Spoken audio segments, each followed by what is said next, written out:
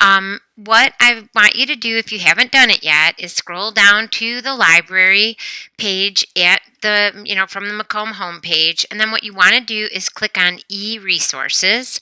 And then since most of you are really just working with current events, issues that are happening in the world today, click on that. And definitely, though, if you see something in the left-hand menu that pertains more to your topic, feel free to do that as well. But what most of the time you want is a real nice general database that's going to cover a good deal of comprehensive articles. Go ahead and click on something like that, which a really good one is Academic One file. And then maybe you want to look at something like concussions and football. Sometimes you'll see underneath that it'll bring up some ideas for other, the topics that you can, that are close or are closely related to it. But sometimes you want to just stick with your own keyword search.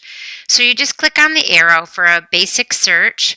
And what I want you to do next is limit that search with the full text, because you're not going to want to go to the library and get the hard copy of it right now. And again, not that I don't think you would if you could, but we have a very short week to get work and assignments done. And then click on peer-reviewed journals, because this time you do need to look for journal articles. And you can see that there's some more options here. But in general, if you look at the titles of the articles themselves, you can get a general idea. So the first one is more about a military patient population, but the next one is about professional rugby. Now, while it might not be a football-based group, it is a contact sport. So say you want to just check out what that has to say about collision demands and how that affects the motor control, the worst case scenario of this kind of an issue with contact sports. So click on the title of the article, and then you'll have that whole article accessible to you to read and to summarize. Now, the other thing that you have accessible to you is the citation tools. And if you click on the citation tools, you'll see it defaults to MLA 8th edition. And there's always a couple of things that you might want to check for to make sure they're done correctly.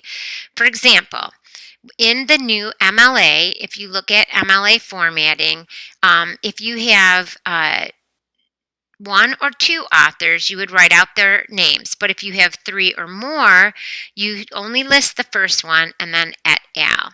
So let's go back to our example. You can see down here in the gray part, you've got 4 authors. So going from the first author to et al. Would be appropriate. That's correct.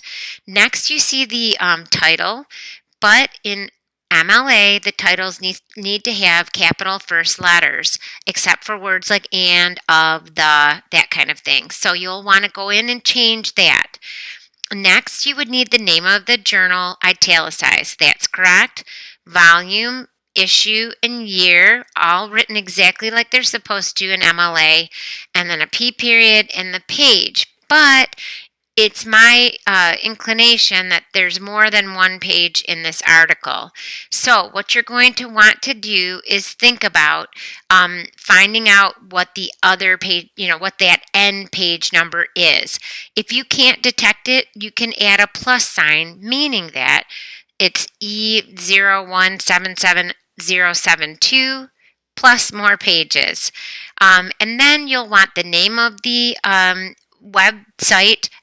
the database italicized, and then the URL not including http:// etc. So as far as the access date goes, you can include it, but mainly it's linked to content that will change if the date changes, something like a wiki or a blog.